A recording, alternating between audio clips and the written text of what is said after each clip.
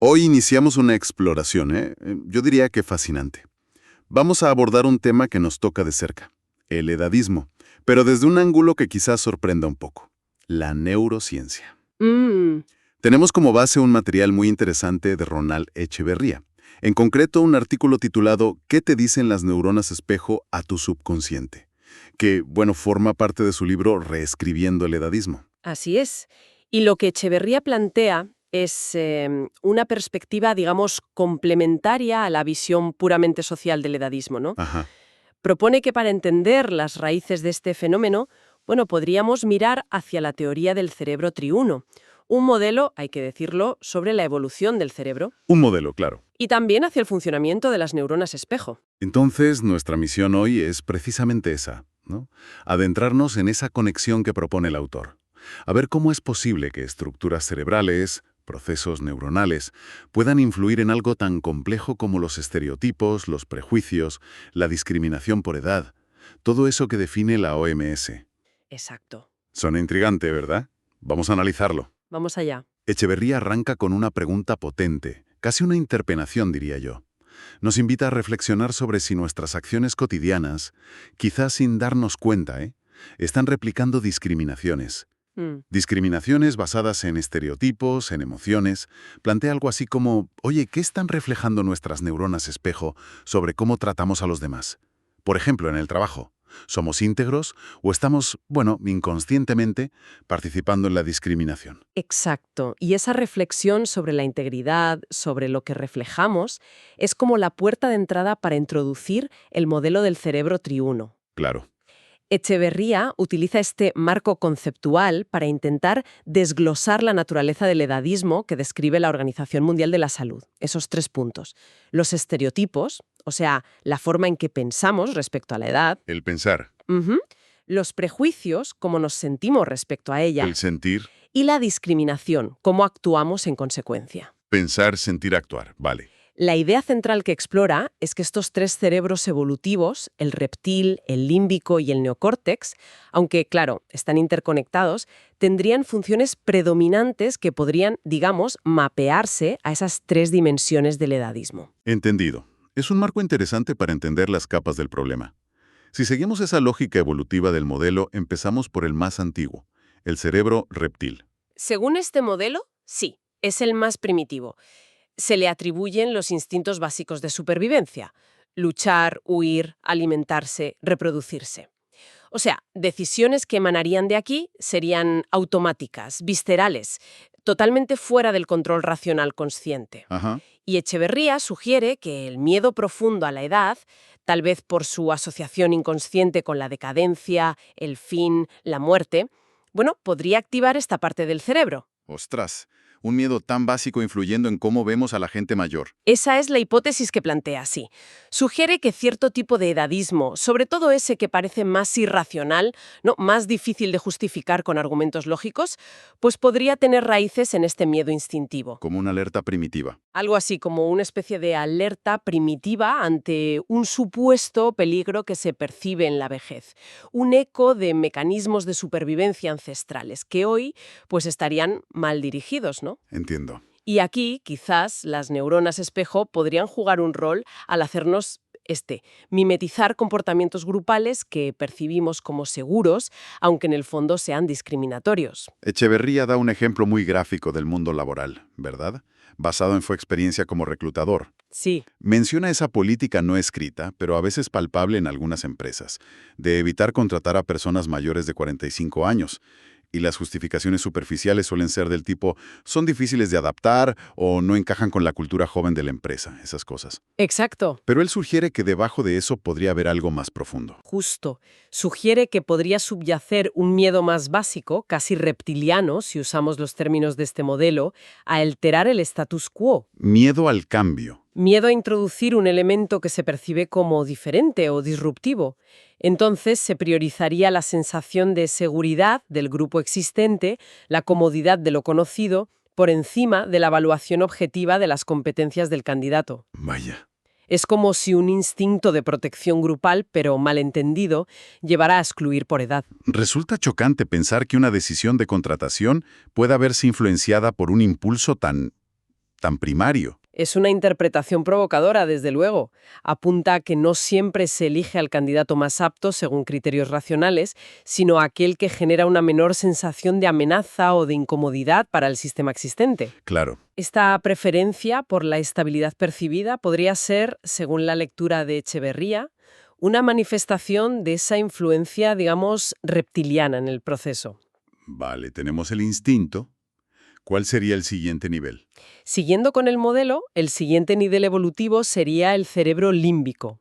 Este es considerado el centro de las emociones. Las emociones. Gestiona sentimientos, memoria emocional, aprendizaje asociativo, la personalidad, la conducta social. Dentro de él está la amígdala, una estructura clave que actúa como nuestro detector de humo emocional, ¿no? Activa respuestas rápidas ante posibles amenazas como el miedo o la ira. Y aquí es donde Echeverría conecta directamente con la segunda dimensión del edadismo de la OMS, los prejuicios, el cómo sentimos. Exacto. Describe los prejuicios como inherentemente irracionales, basados en emociones y sentimientos, no en la lógica o la evidencia. Y además, señala que pueden ser contagiosos, que los podemos absorber del entorno casi sin darnos cuenta.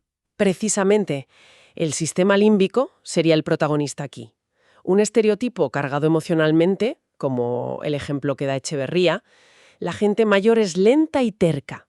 Bueno, eso no es solo una idea, sino que puede generar una emoción casi automática de rechazo o de impaciencia o de condescendencia.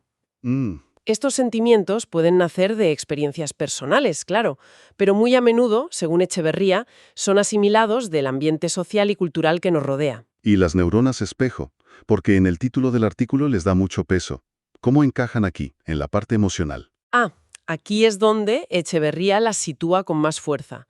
Sugiere que las neuronas espejo no solo nos permiten entender las acciones de otros, sino también sentir sus emociones, empatizar. Sentir lo que otros sienten. Eso. O en este caso, absorber los prejuicios emocionales del entorno. Al observar repetidamente actitudes de rechazo o desdén hacia ciertos grupos de edad, nuestras neuronas espejo podrían ayudarnos a internalizar esas mismas respuestas emocionales. Vaya. Es como si sintiéramos el prejuicio que vemos a nuestro alrededor, haciéndolo nuestro a un nivel casi subconsciente. Justo lo que sugiere el título del artículo, ¿no? Se crea así un convencimiento basado puramente en sentimientos que lleva al rechazo o la desvalorización. Entiendo. Sería como si nuestro cerebro emocional aprendiera a sentir de cierta manera hacia la edad simplemente por estar inmerso en una cultura que transmite esos sentimientos negativos.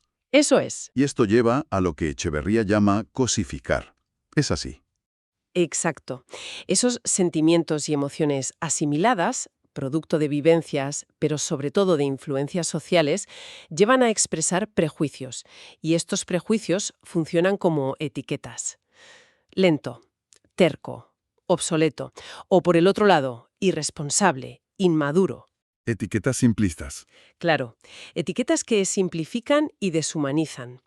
Al aplicar estas etiquetas generales, se deja de ver a la persona individual y se la trata como un miembro intercambiable de una categoría. Eso es, en esencia, cosificarla, despojarla de su singularidad. Vale. Hemos visto el instinto, la emoción. Nos queda la parte, en teoría, más evolucionada de nuestro cerebro según este modelo, el neocórtex. Correcto. En la teoría del cerebro triuno, el neocórtex es la capa más reciente y compleja.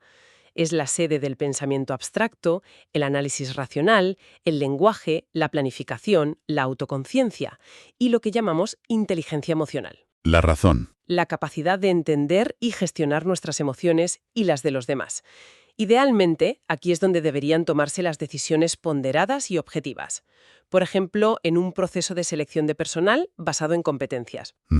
El neocórtex sería el encargado de evaluar de forma imparcial las habilidades, la experiencia, el potencial de cada candidato, sin importar su edad. Suena como el escenario ideal, ¿no?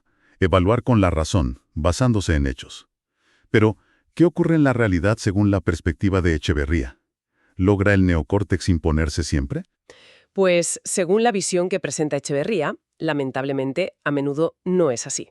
Ya. Plantea que, en muchas situaciones prácticas, las influencias del cerebro reptil, los miedos, los instintos de supervivencia, esa búsqueda de seguridad, Y del cerebro límbico, las emociones, los prejuicios internalizados, las simpatías o antipatías pueden ser más poderosas. Más fuertes, Sí, y terminan ganando la partida al neocórtex. incluso en decisiones importantes como a quién contratar.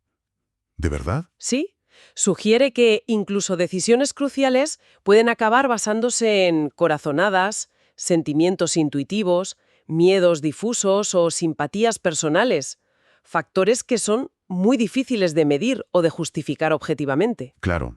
¿Cómo justificas una corazonada? Exacto. Y es precisamente en ese terreno ambiguo donde la racionalidad del neocórtex queda, digamos, relegada, donde los prejuicios y la discriminación por edad encuentran un campo fértil para manifestarse, según su análisis. Y ahí tenemos la tercera dimensión de la OMS, la discriminación, el cómo actuamos. Justamente. Y esto es clave y me parece importante recalcarlo. No es solo un problema que afecta a las personas mayores. Echeverría insiste mucho en esto. Muchísimo. El mismo mecanismo de prejuicio y discriminación puede operar perfectamente contra los jóvenes. Efectivamente, cita el ejemplo concreto de cómo a veces se descarta a candidatos jóvenes, digamos en la franja de 18 a 24 años, usando generalizaciones. ¿Como cuáles? Pues les falta experiencia, son de la generación Z y por eso son inconsistentes o poco comprometidos, o son demasiado irreverentes y no respetan las normas, ese tipo de cosas, Se les aplica una etiqueta generacional. sin evaluar sus méritos individuales. Exacto. Es decir, se repite y patrón. Se juzga basándose en un estereotipo o un prejuicio emocional asociado a su edad, en lugar de activar el neocórtex para realizar una evaluación racional y específica de esa persona. Exactamente el mismo patrón subyacente según la propuesta de Echeverría. La decisión final se ve influenciada por estructuras cerebrales que responden a miedos, el reptil, o a emociones y prejuicios aprendidos, el límbico. Ujú. Y estas influencias sesgan o directamente anulan el análisis objetivo que debería provenir del neocórtex. El resultado es la discriminación basada en la edad, da igual si la víctima es mayor o joven. Queda claro. Echeverría también enmarca todo esto en un contexto más amplio, el de la evolución humana y social. Nos recuerda cómo la supervivencia del Homo sapiens dependió de la vida en grupo, ¿no? La protección mutua, la caza cooperativa, el cuidado de las crías. La tribu. La tribu, exacto. El desarrollo del lenguaje, la creación de herramientas, las jerarquías sociales, la transmisión de cultura y valores. Todo esto fue ocurriendo en paralelo al desarrollo cerebral, si seguimos la lógica del modelo triuno. Tiene sentido. Nuestra compleja estructura cerebral, formada a lo largo de millones de años, condiciona cómo percibimos el mundo, las oportunidades, los peligros. Y eso incluye, inevitablemente, cómo percibimos a los otros miembros del grupo. También en función de características como la edad. Entendido. Entonces, para ir conectando los puntos, la tesis central que presenta Echeverría, y él mismo la califica como una aportación para enriquecer el debate, ojo, es que esa naturaleza triple del edadismo que describe la OMS, Pensar, sentir, actuar. exacto, pensar estereotipo, sentir prejuicio, actuar discriminación, podría tener un correlato, una explicación parcial al menos, en la interacción de estas tres grandes áreas cerebrales definidas por el modelo triuno. Precisamente. La conexión que propone Aguizier, de forma muy resumida, sería algo así. 1. Los estereotipos, el cómo pensamos, a menudo de forma automática e inconsciente, sobre la edad, Vale. podrían estar fuertemente influenciados por el cerebro reptil. O sea, impulsos de supervivencia, miedo a lo desconocido, a la vejez como símbolo de finitud, búsqueda de seguridad en lo familiar. El miedo básico. 2. Los prejuicios, el cómo sentimos las emociones que nos genera la edad de otros, estarían principalmente anclados en el cerebro límbico y aquí potenciados por las neuronas espejo. Las que reflejan. Eso es, respuestas emocionales automáticas, miedos aprendidos, absorción e internalización de los sentimientos negativos del entorno social hacia ciertos grupos de edad. El contagio emocional. Y 3. La discriminación, el cómo actuamos, las acciones concretas de exclusión o trato desigual. Sería la consecuencia conductual de los dos puntos anteriores. Idealmente debería ser filtrada y modulada por el neocórtex. La razón. La razón, el análisis objetivo, la empatía consciente. Pero según Echeverría, a menudo se ve superado o, fuertemente influenciado por las señales más primitivas o emocionales. Es una perspectiva realmente potente, Pensar que un fenómeno social tan complejo y, la verdad, tan dañino como el edadismo podría tener raíces tan profundas, conectadas con la propia arquitectura evolutiva de nuestro cerebro, según este modelo interpretativo, da que pensar, sí. Resumiendo, la propuesta de Echeverría, al aplicar el modelo del cerebro triuno y el concepto de las neuronas espejo al edadismo, nos invita a considerar que este fenómeno va más allá de ser simplemente un constructo social que aprendemos y ya está. No es solo cultural. Sugiere la posibilidad de que tenga componentes neurobiológicos subyacentes, vinculados a instintos básicos, respuestas emocionales automáticas y la compleja, a veces conflictiva, interacción entre las distintas partes de nuestro cerebro. Sin duda, es un enfoque que añade capas de complejidad a la hora de entender por qué estos sesgos por edad son tan persistentes, están tan extendidos y, lo que es más preocupante, operan a menudo de forma inconsciente. Exacto. Y es crucial reiterar, como hace el propio autor, que este análisis no busca en absoluto justificar la discriminación. Para nada. El objetivo es ofrecer una vía adicional para comprender mejor sus posibles mecanismos y raíces, complementando, claro está, las explicaciones socioculturales que ya conocemos. Exacto. La meta es ampliar la comprensión para poder abordar el problema de forma más efectiva. Y esto nos deja, quizás, con una reflexión final para quien nos escucha. A ver. Si aceptamos la premisa de Echeverría de que parte de estas reacciones edadistas podrían operar a un nivel subconsciente, ligadas a estructuras cerebrales más antiguas y respuestas emocionales automáticas, bueno, ¿cuánto esfuerzo consciente, cuánta autoobservación activa y cuánto trabajo deliberado se necesita realmente para poner al mando a nuestro neocórtex? O sea, ¿qué se requiere para tomar decisiones y formar juicios sobre los demás? Y también, ojo, sobre el propio envejecimiento, que estén verdaderamente libres de estos potentes sesgos automáticos. Es una pregunta abierta, ¿no?